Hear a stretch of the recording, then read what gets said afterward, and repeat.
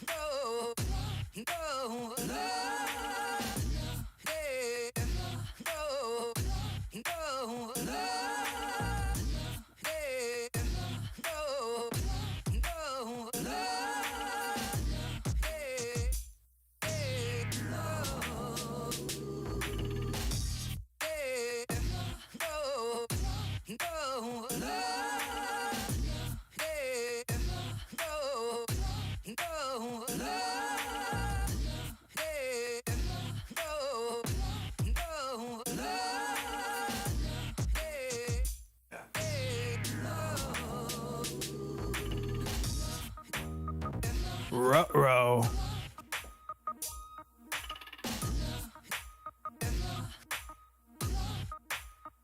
Looks like I should have added another minute, but it's okay. We are good to go now. Where is it? This one. Hey, how's everyone doing? Welcome to the SydStream. My name is Sydney. As is customary, I will abruptly stop the music. I forgot to increase the volume during the countdown, but whatever. And by the way, the orange lights that you see right now, that's like 100% of the Halloween theme for this stream. You know, Halloween. Hey, Breck, how's it going? Halloween is my favorite holiday of the year. However, my Halloween spirit died of COVID in 2020, unfortunately. Maybe it'll come back as a ghost next year, but for now, my Halloween spirit is dead and buried. I must say my Christmas spirit died decades ago and will probably not return, but the Halloween spirit, there's hope for that. There is one thing that I forgot to do. Oh, two things. That is one of them. Let me just do the other real quick. Yeah, cool. So, Actually, I might as well get this housekeeping out of the way right now. The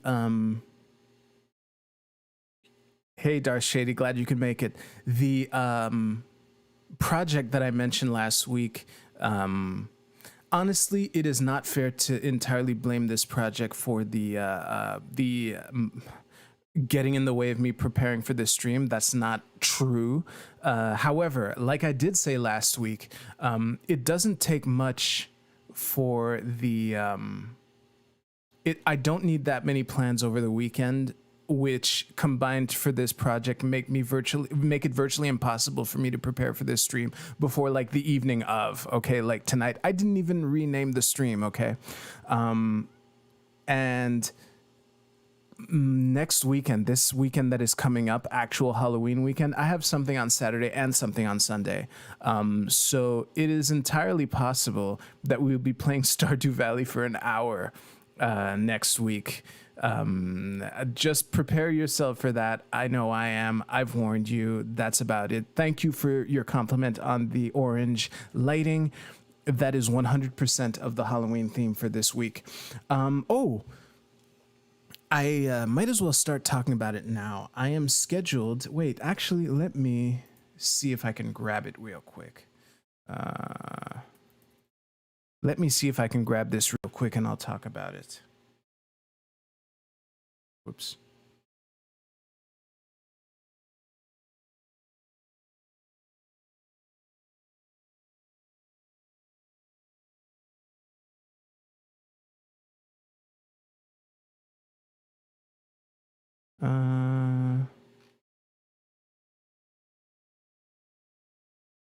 Okay. I cannot, but you know what? Screw it. It's only in 2 weeks anyway. On Friday, November 5th, I am scheduled to be on a panel with some streamers. The topic is centrism, and I'm really excited. This is a genuine opportunity for me, and I'm really happy about it. It is on Friday, November 5th. I forget at what time. Again, I'm probably not going to make a dent as far as attendance for that stream is concerned, but hopefully enough people find me cool that they'll want to come see me over here. So we'll see. That being said, I just wanted to talk about it. I will mention it again next week. And that is it for the housekeeping. Man, which one of these stories can wait until next week? Let me just see.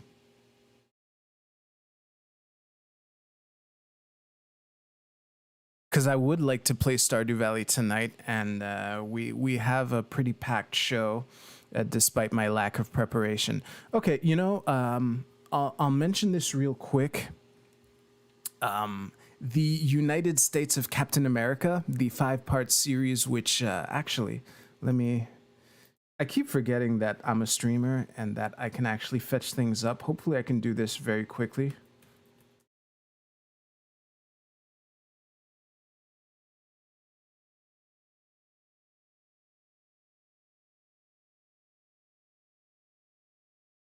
Sure, that'll do.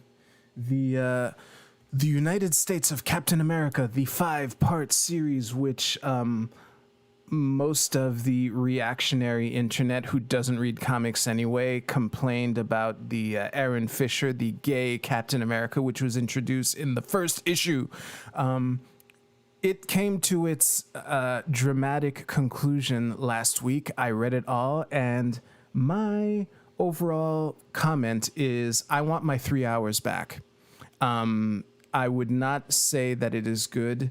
However, I will say that no, it wasn't very good. And yes, there was woke stuff in it. Those two things are undeniable. However, as someone who actually read the thing, I would say that I don't think it was bad because of the woke stuff. The key mistake that this series did, they introduced too many characters too quickly, and they didn't give me enough time to actually care about them.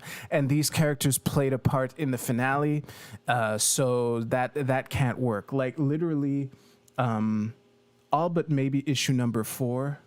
I think even issue number 4. Basically, there was a new character introduced every issue, and I gotta say, a 4-page backstory at the end of the issue to explain the backstory of a character, that's not enough for me. So, yeah, it sucked, but not because of the woke stuff, even though there was woke stuff in it. Just like, give me time to care about your character. That's all you need, and then I'll be invested in the story, which I wasn't at all through this. And actually, this illustrates the kind of thing that I'm willing to do for spite. Like, I would say that my main motivation to read it, despite the fact that it was boring isn't the most fair term, but I can't think of a more nuanced term to use, so I'm just going to go with that. My main motivation to continue reading was to spite people who would blast it and didn't actually read it. That was it. That's the kind of thing I'm willing to do out of spite. So that's the window into my head. Next story. Oh man. I'm not going to go into the details of why, okay? But last week I had an appointment with the doctor, and they gave me a cognitive test. And wait.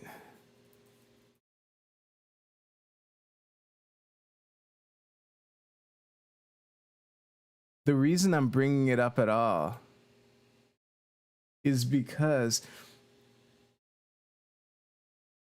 they gave me this test.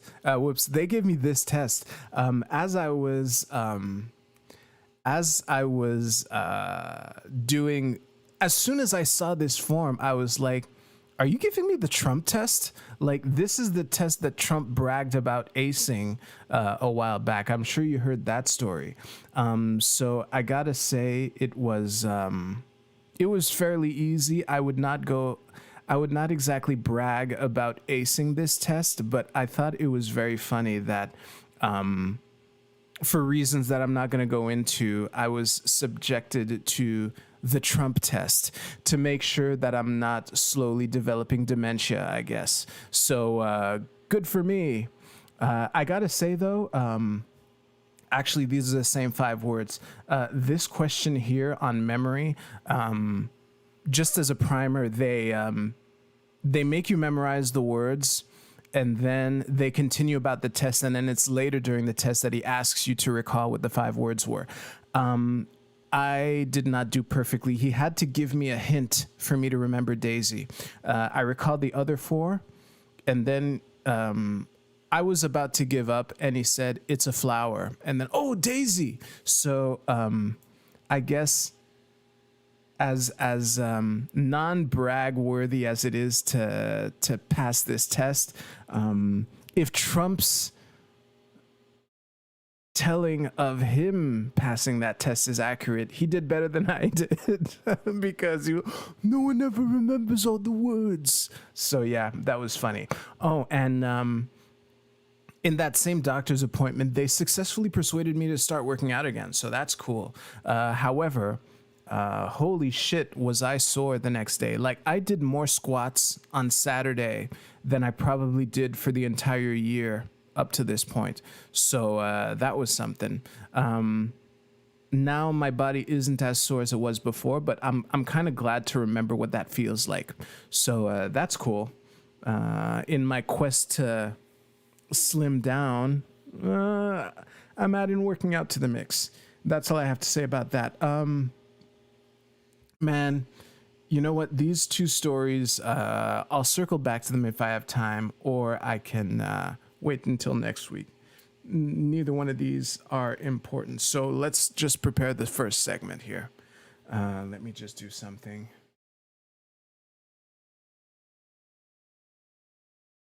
Check. There we go. Actually, let me give you all some music. How about this one?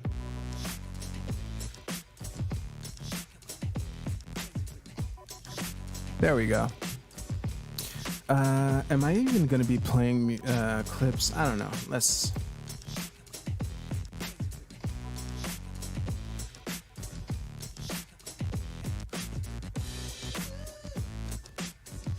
All right.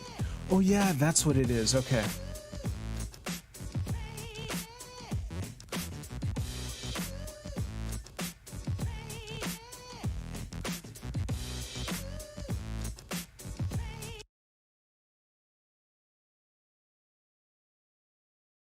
Oh, before I in case someone actually sees this like not live, I just want to remind you that I gave you a warning 2 weeks ago that as of tonight, I consider it open season to talk about Squid Game in as much detail as I want, with all the spoilers I want. I gave you 2 weeks of notice. I just want to say, I have since lost faith in my ability to cover Squid Game in a way that provides any insight that people haven't already done. I've seen people talk about that movie that made me go, oh shit, I didn't realize that, and shit like that. So yeah, but my warning still stands. I probably won't talk about Squid Game much on stream, but I want to recommend it again. Unlike the United States of Captain America, which I talked about a couple minutes ago, I'll repeat that Squid Game is very good at making me care about a character quickly. Holy shit. I was, it's, I forget if it's 8 or 9 episodes, but you are my guy. Oh, you're my gangbu too, Brad.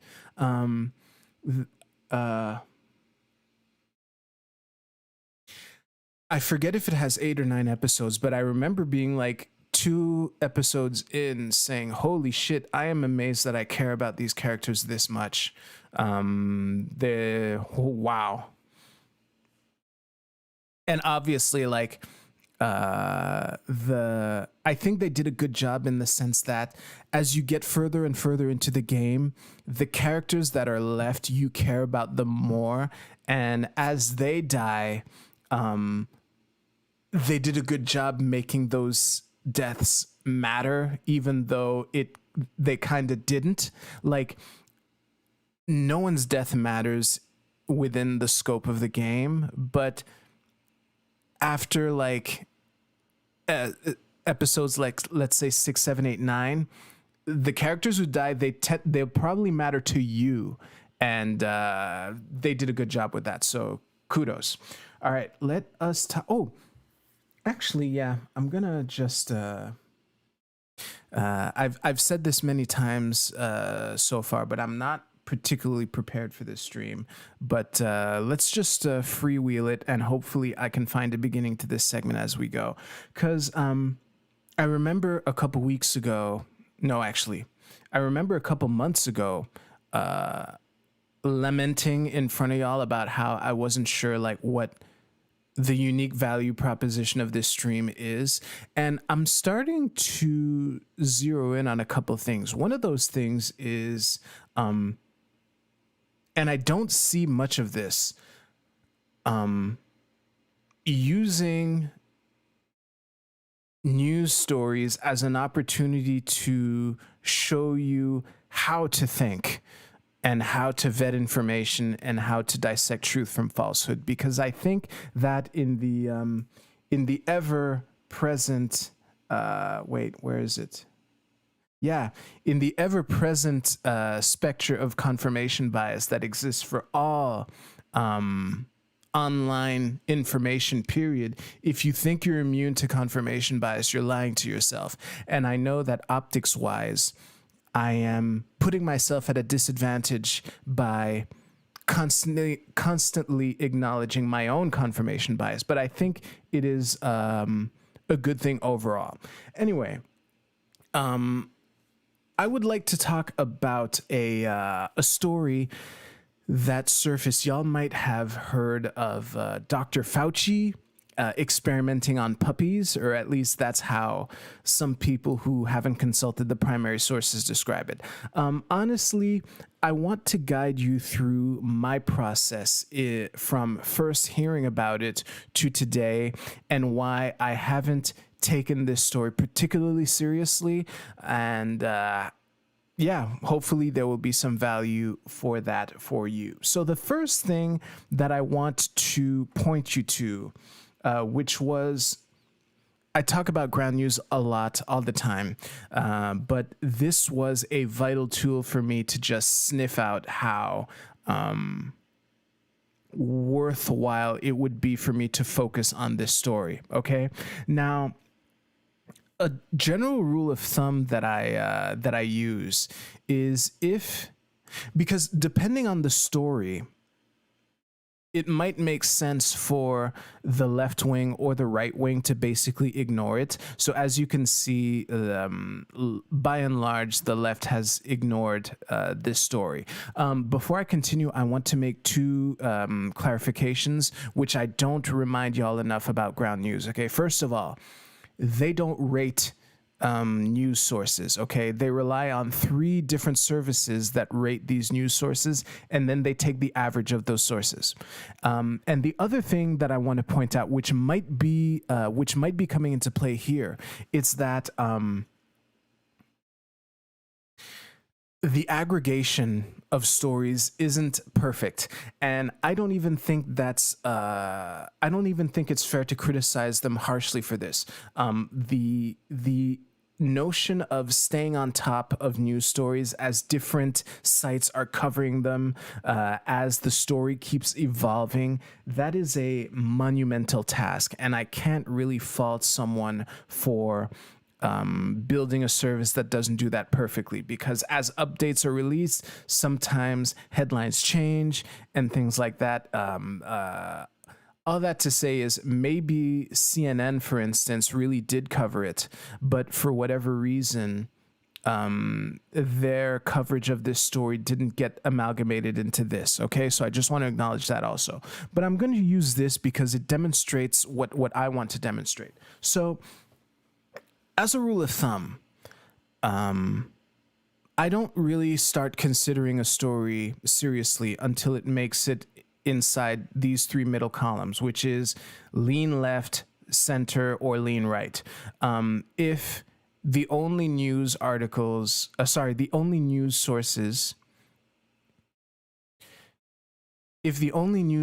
that are covering it, a particular story, are within the fringes, like a rated right or far right or left or far left, that tells me that it might not be, that the news source it has that much more difficulty putting their politics over the truth, okay? Their own confirmation bias, so to speak. So right there, the initial sniff test that I always give when I go to ground news to see who else is talking about a story, it passes, okay? This story made it into the 3 middle columns. It even slipped over into the left here.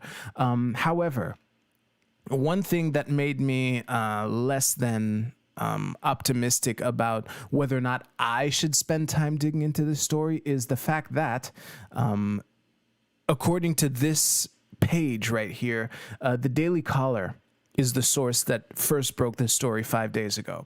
And honestly, I don't want to, let's go to the source here. I don't want to besmirch the credibility of Daily Caller too much, but as far as the 3 ranking services that ground news uses, it's a perfect score of right wing.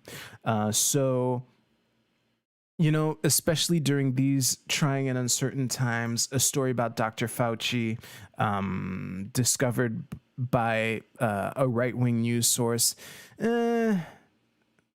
you know, at least other sources, including The Hill, including The Independent, covered it. So, that being said,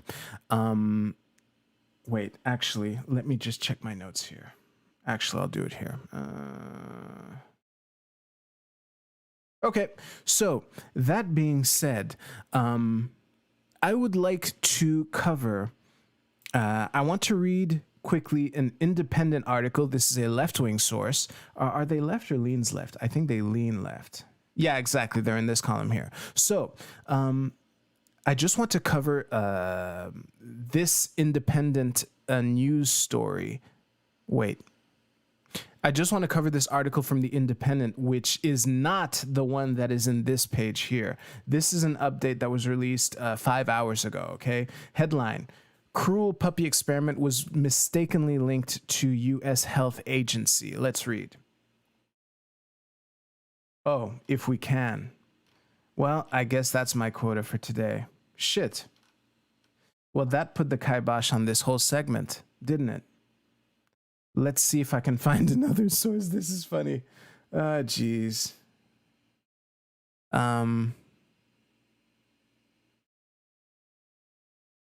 We're doing it live, baby. Let's see if I can find Fauci puppy story mistaken.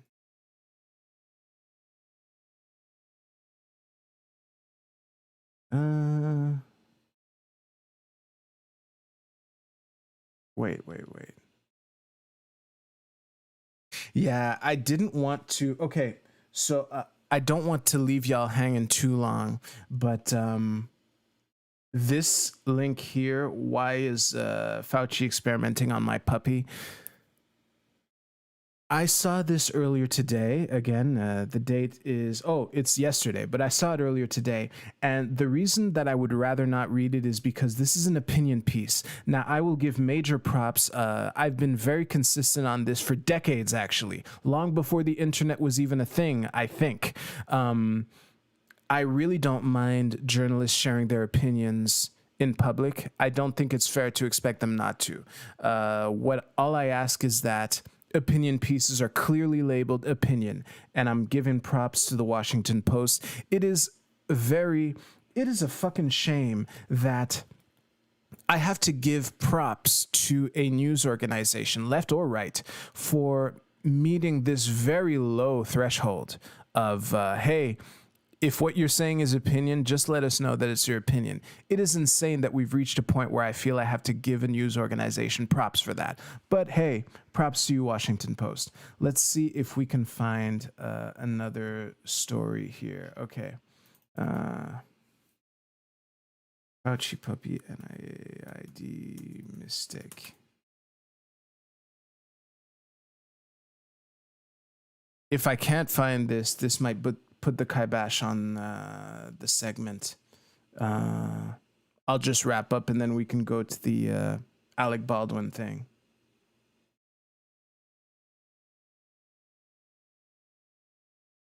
This is Yahoo search? What the fuck am I doing on Yahoo search?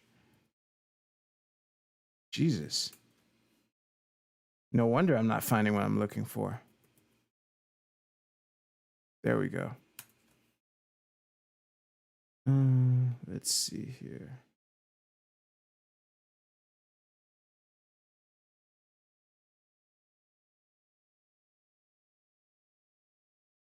Man, you know what? I will link to this. Actually, I'll link to this, but I will cover the part that is relevant to this story, okay? Which I learned of this today, and it was corroborated by the Independent story that I wanted to read, but the dying legacy media is throttling my ability to cover it right now, but that's fine. Let us see here. What the fuck are you doing on Yahoo search? I don't know. I'll check my browser's default settings. That's probably what happened. Where is it? So I will link to this article below, but I want to bring you to this paragraph here. What I hate about this is that this is an opinion piece, but the facts that are pointed at here are corroborated in the Independent article that I was going to read. So, as it turns out, the only thing being tortured here is the truth. Okay, the episode says more. Okay, wait. Let's skip to that. As it turns out, this Tunisian study was erroneously attributed to the NIAID. I will pronounce it NAID. I know that that's not how we pronounce this abbreviation, but fuck it. So, let's see if this... Okay, this is a link to the study itself. Oh, that's fine. But basically that study attributed the NAID, but that wasn't true. So NAID did, however, fund different research in Tunisia. And the beagles weren't puppies. They weren't euthanized. They weren't debarked. And they weren't trapped so flies could eat them alive. The dogs were given an experimental vaccine and allowed to roam. There was a very good reason for this. Dogs are the main reservoir host, and flies are the main vector of the disease that was being studied, which affects 500,000 people a year, particularly children, and has a 6% mortality rate in Tunisia.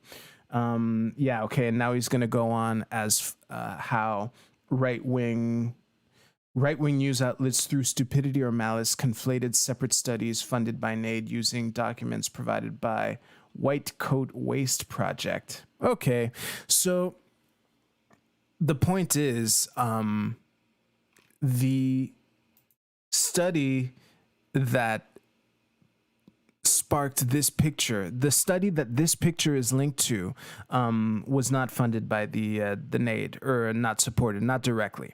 Now, unfortunately, having read the independent article, I know that this is kind of a hollow point, because they did fund other studies that used dogs and experimented on dogs. So if you want to be charitable, well, it depends on who you're being charitable for. Okay, if you're charitable to the left, then this is yet another example of right wingers mishandling the truth, as was almost verbatim said in that Washington Post opinion piece. Well, of course, the left didn't cover it because it's fake news, yada yada yada. Whereas on the right, unfortunately, if you're charitable to them, you can even if you learned that that particular study wasn't supported by the NAID, there were other studies that were on dogs. So the whole Fauci is a puppy killer meme is true enough to continue. And again, this is a sad state of affairs that we are in, where the truth stopped mattering. And by the way, this isn't new to the internet. Truth hasn't been relevant in decades, which is part of the reason why I keep pointing the wrong way, which is part of the reason why, as far as this pyramid is concerned, yeah, the truth is nice and all, but I'd rather focus on strategy up on the in the teal section.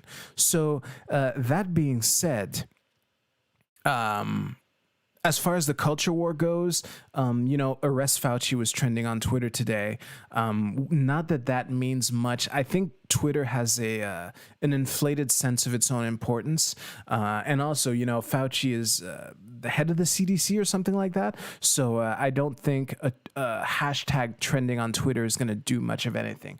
But hopefully, walking you through the process that I went through when I first heard of this story will help you build your intellectual self-defense, so that you can not easily get duped by fake news and other exaggerations, because there are people that their only exposure to this was the article in the Daily Caller, so that will be it for that segment. Hopefully you got some value of that. If you got some value out of that, you will certainly enjoy this video right here. Please click the button to watch it.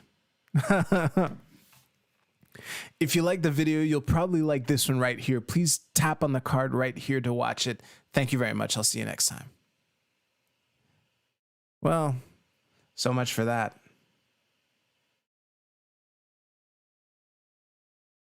Hard to get through med school as an anti-visectionist. Anti-visectionist. Wait.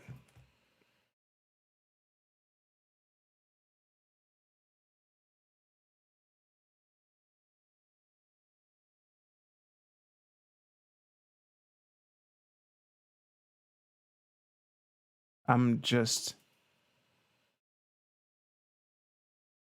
Oh, vivisectionist.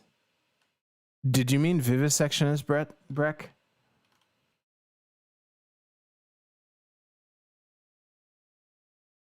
Jesus Christ, this is driving me nuts.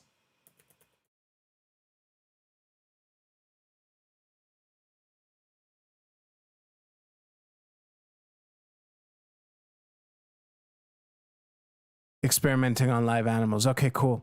I will take a moment to change the fucking default search engine on this. This is driving me nuts. Let's give you some different music.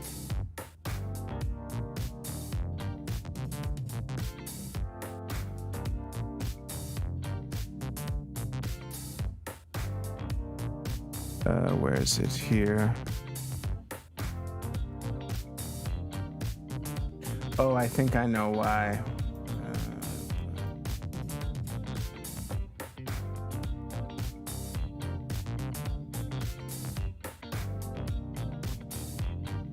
All right. Phew, we're back. Okay. So we will prepare for the next segment. Brad, to answer your question, you know what? Oh, I was already recording. Okay, so to answer your question, Brad, I use DuckDuckGo, but I use it sporadically. I think,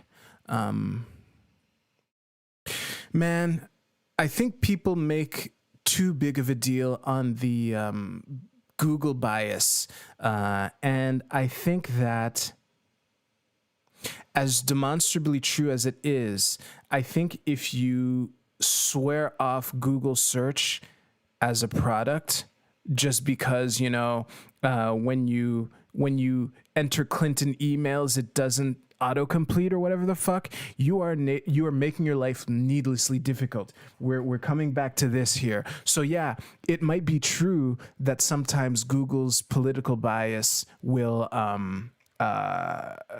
skew results, right? However, if you swear it off, I think it's bad strategy. You're depriving yourself of a product. You're depriving yourself of a search engine that is so good that Google essentially took over the world off the back of that search engine. Okay, this is an amazing search engine. So I don't see the need to deprive yourself of it needlessly. However, to answer your actual question, I will use DuckDuckGo when I'm searching for particular things that I think would be subject to the skewing of search results that would get in the way of what I'm trying to find. So yes. I use DuckDuckGo when I don't trust Google for that particular search that I'm doing. However, as a general rule, Jesus Christ, it's a great product. So yeah, just use it. All right.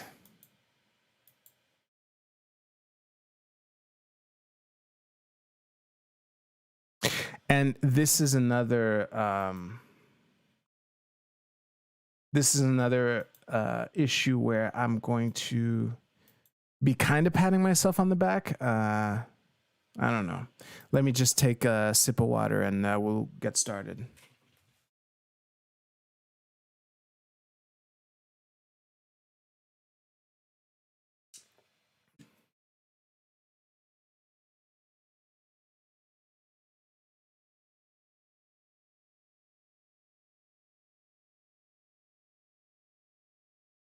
All right. Oh, yeah.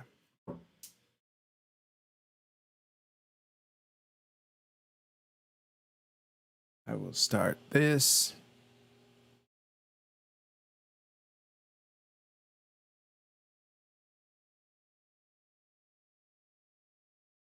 Cool. Oh, yeah. I want my show notes for this because I don't want to fuck this up. All right. Let's talk about Alec Baldwin. By this time, you probably have the basic facts to the extent to which they are publicly available, okay? I want to use this tragedy as an opportunity to make you reflect on how you think about news articles and information online, okay? But before I get to that, I just want to make perfectly clear, my heart goes out to Halyna Hutchins, Halyna Hutchins' family, and everyone who was on set there. Holy shit, by the looks of it, she was genuinely loved by everyone. I hope people are half as nice about me when I'm gone. This seems like a true tragedy to everyone who was there, this collective trauma that they all went through, that we are still in the process of figuring out what went wrong, right? And, you know, there's a general tendency of people to be overly nice to people when they're dead. However, we are in the Twitter age, and it's been roughly a week. If someone had shit to say about her, I would probably be aware of it right now. So it's really looking like this was a genuine loss to everyone that she has touched in her life, and it's. I just want to make it explicitly clear that it's a real shame, and I hope that her death will not be in vain, in the sense that it can make firearms use on movie sets safer. Okay, that being said, I also want to talk about Alec Baldwin. So I gotta say, Alec Baldwin's a public figure. He's, uber wealthy and everything like that. And again, Alec Baldwin probably loved her too, okay? Which means that he must be going through some wild shit. I mean, most of y'all have probably seen the picture of Alex on the phone with his hand on his forehead.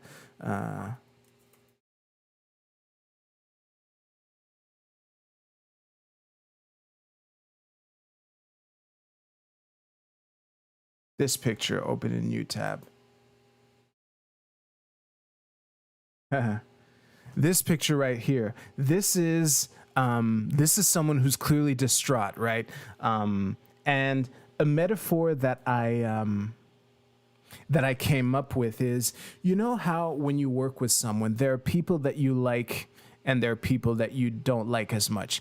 And I can't imagine being in a situation where there's a coworker that I'm working with, even whether I consider them a friend or not, someone that I enjoy being around, and it's like a coworker that I enjoy, and accidentally killing this person. I couldn't possibly imagine being in that situation, and as much as I empathize for Alec, as I just did right now, he is a public figure, and some of the memes that have come out, I did laugh at them.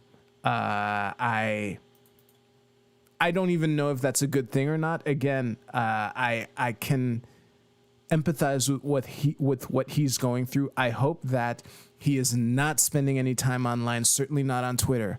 And yeah, I also just want to point out Alex Jones, holy shit, what a Freudian slip. Alec Baldwin was amazing in 30 Rock. I fucking loved him so much in that. And I want to say, as much as the content of the segments that he did on SNL were cringe, it was basically just Orange Man bad. I gotta say, I think Alex Trump impression was good. This has nothing to do with the story. However, I just wanted to acknowledge that as well, to just lead with the empathy for everyone involved. Now, an issue that came to the forefront during this tragedy, in the wake of this tragedy, is the issue of gun safety. And I gotta say, there are two factors that come into play here. So first of all, this is a breaking story. It still is, like 5 days later, something like that. And it is virtually impossible to cover breaking news responsibly without like constantly saying this is breaking news, we don't have all the info yet, things like that. Unfortunately, I would imagine that a lot of people have very strong opinions on either side of this, who aren't as responsible. Unfortunately, those people probably aren't news outlets, so that's fine. However, the other thing is,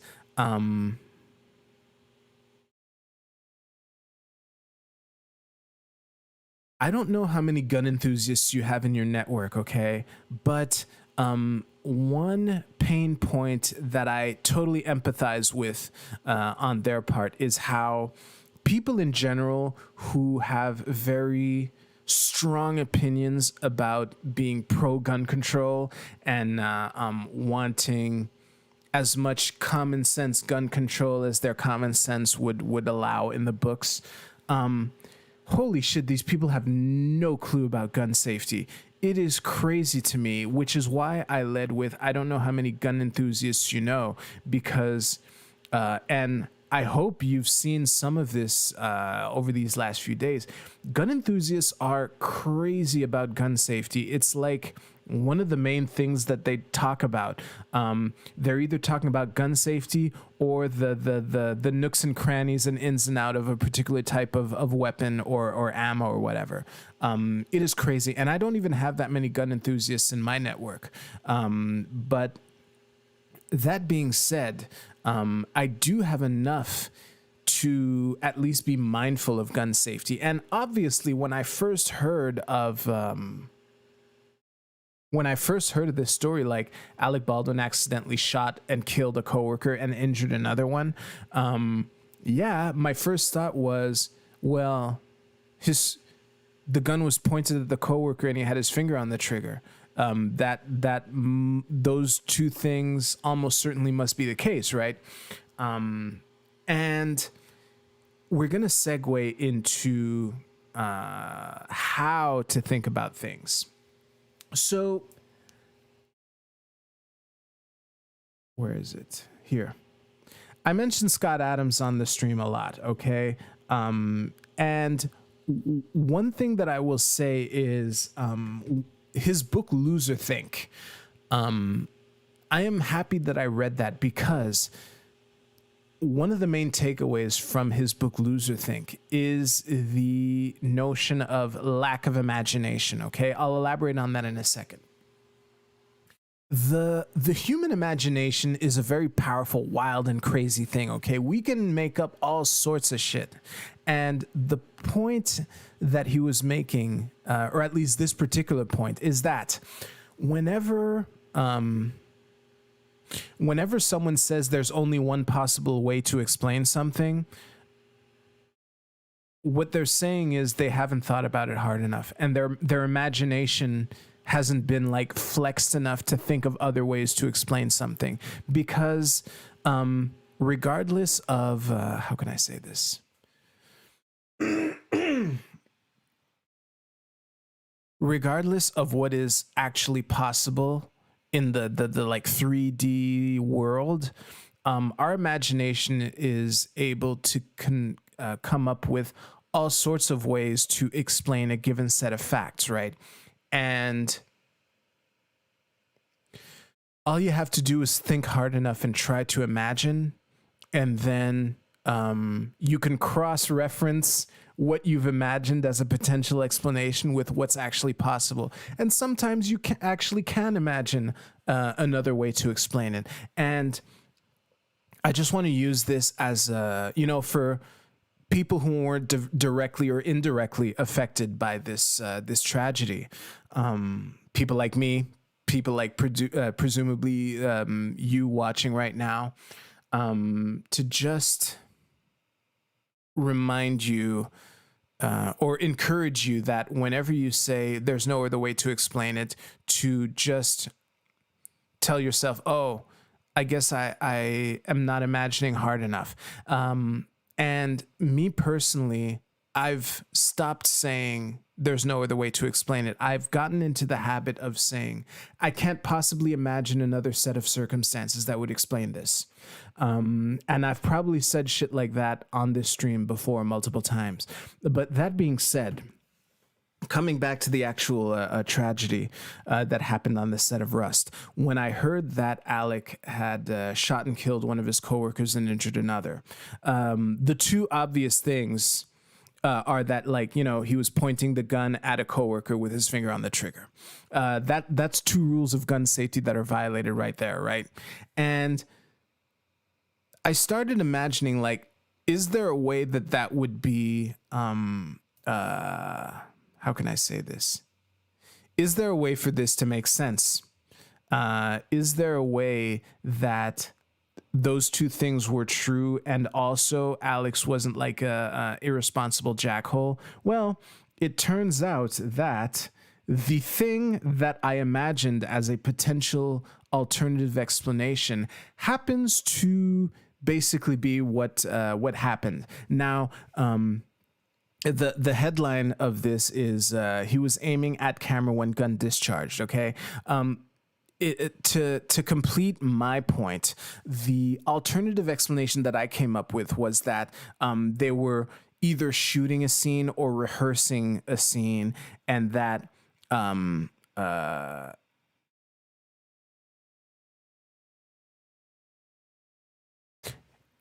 that they were shooting or rehearsing a scene, and that Halyna happened to be in front of the muzzle when the gun went off.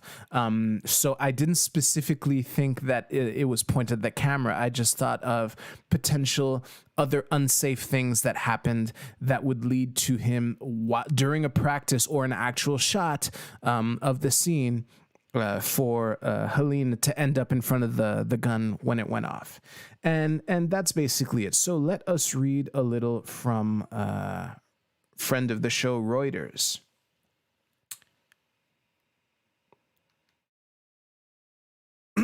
Oh, yeah, and this came from an affidavit, so let's read this. Alec Baldwin was drawing a revolver across his body and pointing it at a camera during rehearsal on the set of Rust when the weapon fired and struck the cinematographer in the chest, according to an affidavit released on Sunday.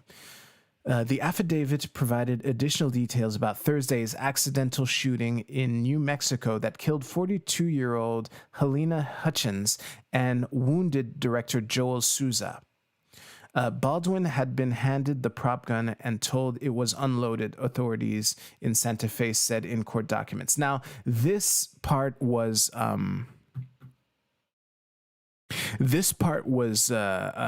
bouncing around the internet, and a bunch of people who either care so much about gun safety or hate Alec Baldwin so much that they couldn't see past this said that it didn't matter.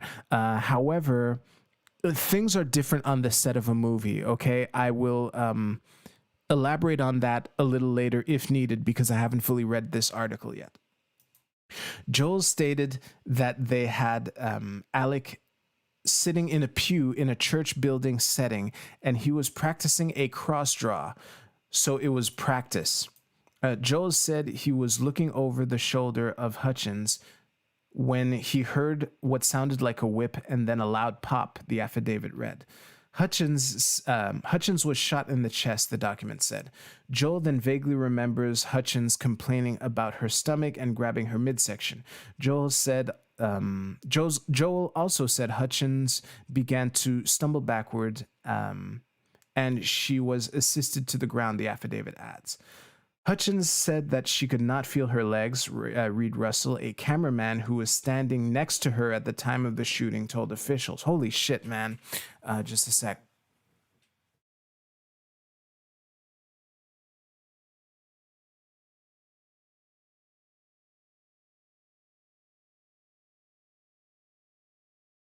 All right, continuing. A distraught Baldwin, 63, was photographed on Saturday outside a hotel in Santa Fe, embracing and talking with Matt Hutchins, the husband of Halyna Hutchins and their 9-year-old son. Holy shit. In a statement read to a candlelight vigil here on Saturday, Hutchins called his wife's death an enormous loss. No one has been charged in the fatal incident. Let me start over. No one has been charged in the fatal incident during a rehearsal on Thursday at the Bonanza Creek Ranch outside Santa Fe as the sheriff's office continues its investigation. So this is still ongoing. Multiple media and social media reports have raised concerns about safety protocols on set of the low-budget movie. Both Souza and Russell described a walkout by a camera crew before the accident. You've probably heard this too. Reed stated that the camera crew was having issues with production involving payment and housing. The affidavit reads, adding that Russell said 6 individuals had walked out. Sergei Svetnoy, chief electrician for Rust, said in a Facebook post on Sunday that he had held Hutchins in his arms while she was dying and blamed negligence and unprofessionalism for her death. Celebrity website TMZ.com, citing unidentified sources connected to the production, said the gun handed to Baldwin had previously been used by crew members for target practice offset using real bullets. Holy shit. Reuters could not verify the report, and police in Santa Fe did not respond to inquiries on Sunday. According to the LA Times, more than a week ago, Baldwin's stunt double accidentally fired 2 rounds from a prop firearm after being told it was cold, an industry term meaning a weapon is not loaded with ammunition, including blanks. Okay, so it's completely empty. That's what a cold gun means, according to this anyway. Rust Movie Productions said last week that although they were not made aware of any official complaints concerning weapon or prop safety on set, we will be conducting an internal review of our procedures while production is shut down. According to court documents, the prop gun was handed to Baldwin by the film's assistant director, remember that, Dave Halls, who has more than 20 years experience in the business. So I just want to stress this. The person who handed Alec Baldwin the gun was the assistant director. You'll understand why I'm stressing this shortly. Halls did not respond to requests for comment on Sunday. Also involved in the sheriff's probe is the movie's chief armorer, Halyna Gutierrez. She could not be reached for comment. Yeah, I'll bet. About 200 people took part in the vigil for Hutchins in Albuquerque on Saturday, while organizers emphasized that the event was to honor Hutchins' memory rather than focus on her death. Yes, some in the crowd held signs that read "safety on set." Man, I can't. I did a video on this a while ago.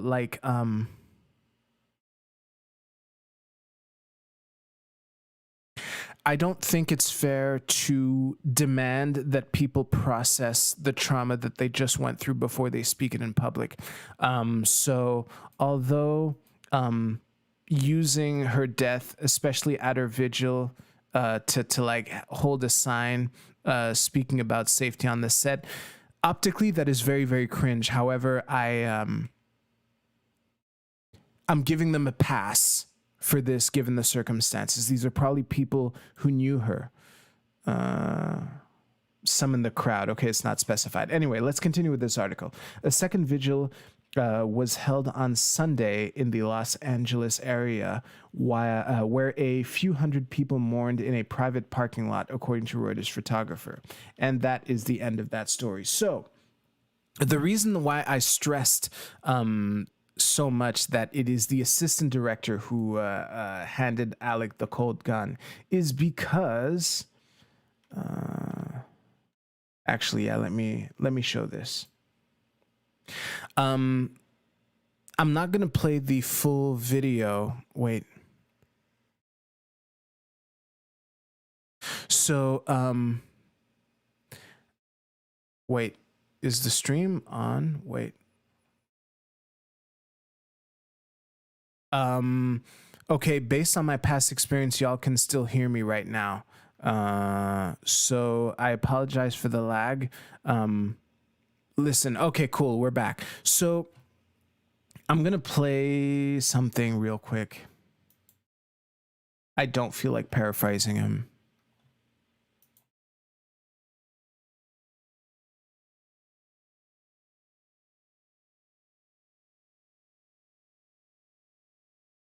I'm not gonna play the whole video.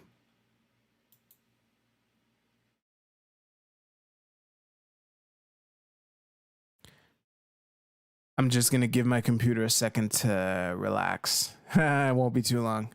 Actually, let me just mute up here.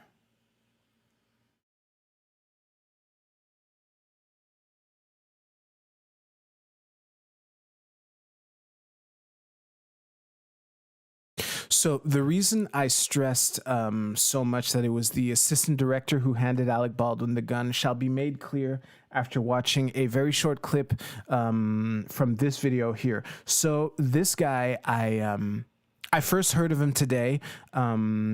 His name is, well, the name of his channel is Scott Prop and Roll. Just to give you an idea of his credentials, because I did do some quick vetting real quick because I knew I was gonna probably show a clip of this on stream. This guy's been a prop master with many decades of experience, okay? And yeah, I just want to play this clip just to give you an idea of what this guy deduces went wrong on set according to his experience. I'm not going to play the whole thing, but I will link to it below.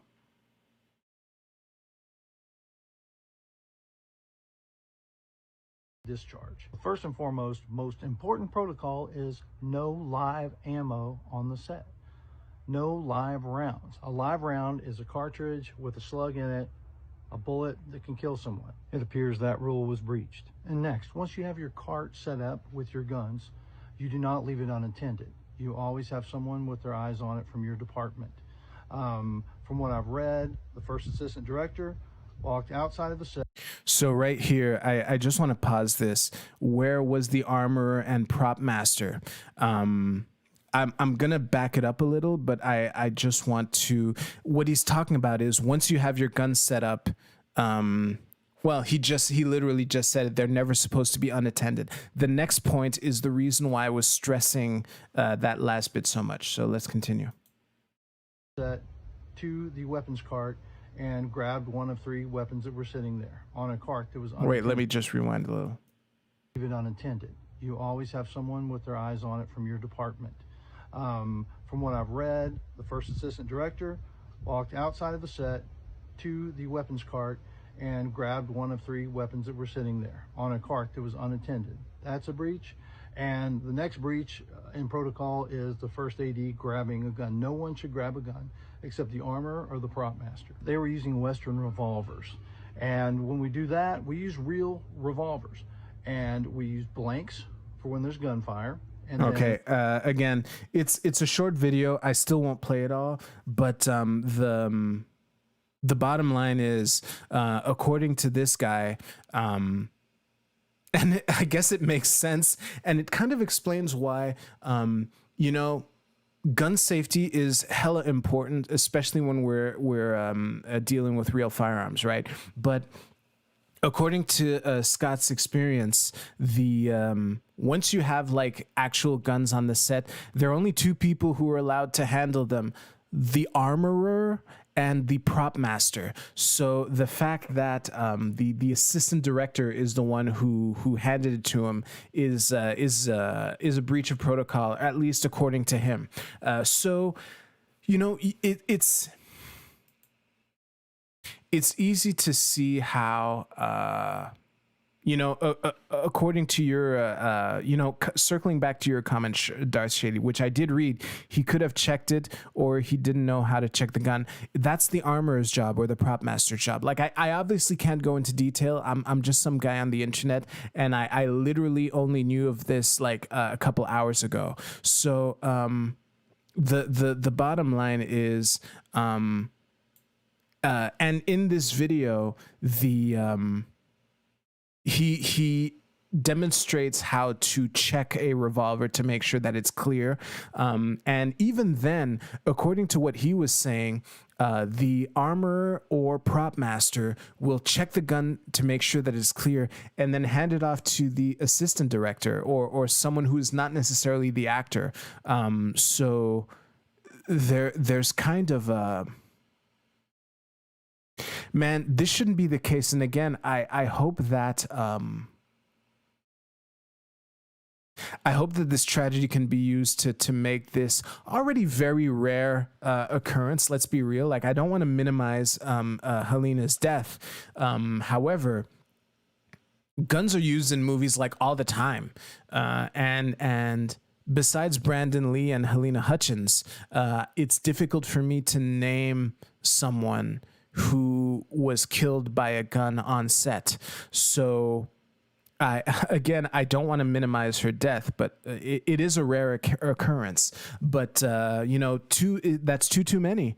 Who knows how much awesome cinematography we could have gotten from Brandon Lee? Bruce Lee's fucking son. So I just wanted to educate you on that. Oh. And before I let you go, I want to put a fake news story to rest. I don't know what your media diet looks like. Okay, but part of my strategy to consume online information and get a broad perspective of what is true is to have a diverse source of information. And occasionally that does involve going off into the fringes, going off into like alternative media and things like that. And when you do that, it is very important to keep your intellectual self-defense skills up to par. And I heard a rumor in the fringes, which I just want to put to rest in case anyone has actually heard this. If you haven't heard this before, then good. It's fake news anyway, but I just want to read this. So the rumor that I had heard, because for so many things to go wrong, there could be... theories about like a plot to kill her instead of it being an accident. I have seen no evidence to this, and the only potential rumor that would provide a motive was confirmed fake by Reuters. I discovered this article in an attempt to at least vet it on my own. So yeah, I will not read the entire thing. I'll link to this below also. I just want to read a couple paragraphs here. Just days after the accidental death of cinematographer Halyna Hutchins on a movie set, a baseless article shared on social media linked her death to a conspiracy theory about pedophilia among Hollywood elites. So, yeah, right here. Halyna Hutchins's next project was documentary on Hollywood pedophile rings. So if that was true, let's just say that wouldn't prove any foul play on its own, but that would be a really interesting coincidence. However, according to Reuters, where is it?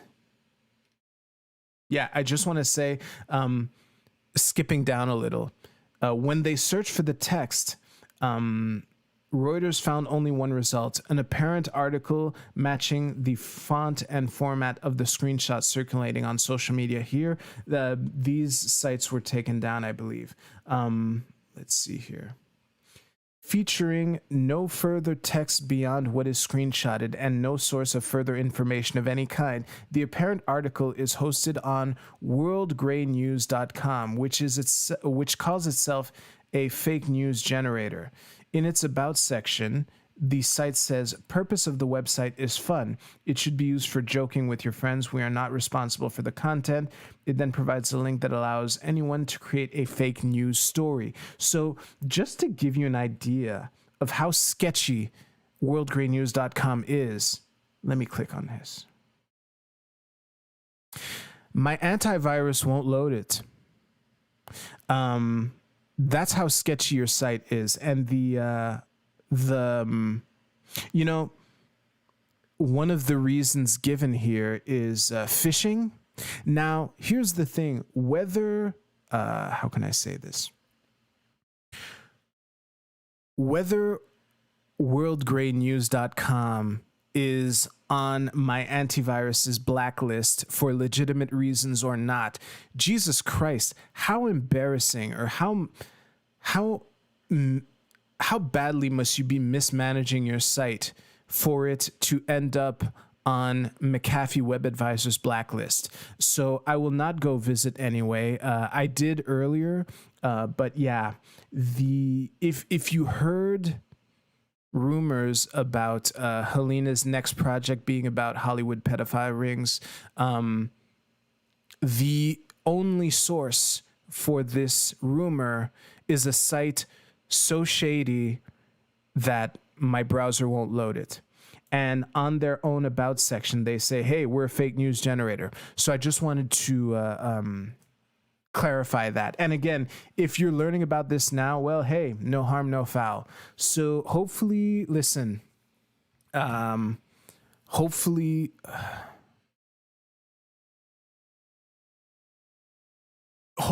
by the time we learn all the facts about this, that this tragedy can be used for good, to make movie sets even safer. And yeah, my heart goes out to her family and for everyone who was there. This is just a tragedy, and I can't wait to see what good comes out of it, because I think enough people will want for something good to come out of it. And the funny thing is, and I was thinking about this as I was preparing for this show, I think Halyna would want the movie to be completed. So this movie will be completed. I say this as someone who's never met her, who has never even heard of her before last week. However, I know enough artists. I have enough artists in my network that if someone who is, for someone who is so passionate about their art that their tragic death sparked so much outrage and sadness within the artistic community, she's probably dedicated enough to her craft that she would want the movie to be completed. I'm imagining a couple of the artists that I know that if they died by accident, they would want the play to go on, and I hope that the tribute to Halyna that the movie Rust will end up being, assuming that it's legally allowed to complete, which is another conversation, will be used to make movie sets safer. Thank you very much for watching. I will see you soon. All right.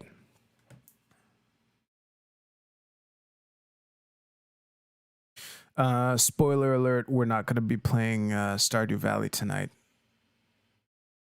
It's 12 past the hour. I don't really feel like it. Let me just read a couple comments and then we can jet. I noticed that the lag happens when you share pages that have many videos playing in the background. Thank you very much for that piece of information, Frank. I'll keep an eye on that. As a reminder, for those of you who've never streamed, it is insane how many resources streaming consumes on your computer. This is a decent computer that I have, but not for streaming. We'll see. Okay, well, on that note, I think that is it for me. Thank you very much to everyone. As a reminder, holy shit, this is way too hot. Let me, there we go, that'll do. As a reminder, this upcoming weekend is packed. It's very, very possible that I'll be even less prepared for the stream next week than I was this week. So we might be playing Stardew Valley for a whole hour. You've been warned. If you're still watching, please try to show up on November 5th at a time that I have forgotten for the Centrist panel that I will be on. Thank you very much for watching. I'll see you soon.